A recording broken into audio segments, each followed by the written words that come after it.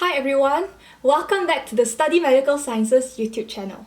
My name is Charlotte and I'm a final year psychology student here at Newcastle University. Today, we will be talking about the student accommodations that I lived in first year, why I picked them, and my experience living there. The student accommodation that I lived in first year was a university partnered accommodation. It is now called Wellington Street Plaza but was formerly known as Liberty Plaza. Liberty Plaza is right next to the business school and across from St. James Stadium, and it's also a 2-minute walk from Chinatown. At first, I felt like it was quite a trek to get to classes every morning because it was about a 20-minute walk to the medical school. And coming from somewhere where walking is not common, I felt like it was very difficult and it was something that I definitely needed to get used to. But in hindsight, I realized that it's actually a very good location. It's quite in the center of everything, so getting groceries and going on nights out and everything like that is very convenient. Liberty Plaza wasn't actually my first choice of accommodation. My first choice was actually Windsor Terrace. I initially picked Windsor Terrace as my first choice because of its close proximity to the main campus. As an international student, I did not go for any university open days, any university offer holder days, and I also did not have the opportunity to come down to Newcastle for myself before the beginning of my course. So when I booked my student accommodation, I relied a lot on Google Maps to kind of figure out where everything was. And of course, I didn't really know where classes were or how university worked at that point, so that didn't really help a lot. But there were two things that I considered before I picked my first and second and third choices. The first was how close it was to campus, and the second was the price. I also wanted an ensuite room because I prefer privacy and having my own space. But of course, that did not play a big deciding factor on whether or not I would pick that room.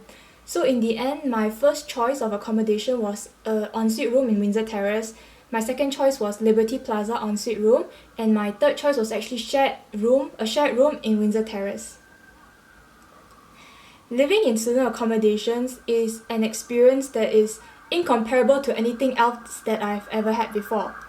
Well, for one, I had to learn how to survive completely on my own. For example, to feed myself, do my own laundry, basically have control over my own life for an extended amount of time. I also had to learn how to live with strangers. Of course, I was very blessed by my flatmates. I had really, really good flatmates. We weren't exactly the cleanest flat, but honestly, we had a lot of fun. I was also in an all-girls flat, so it felt like I had gained 5 other sisters. We did have our fair share of miscommunications and we did bicker quite a bit, but I definitely relied on them a lot throughout my university days, especially in the first few months when I was feeling really, really homesick. They were very, very understanding. They showed me around the place and they got me settled down and on my feet. And I'm always very thankful for that. And through them, I also met a lot of different people that I would not have had the opportunity of meeting.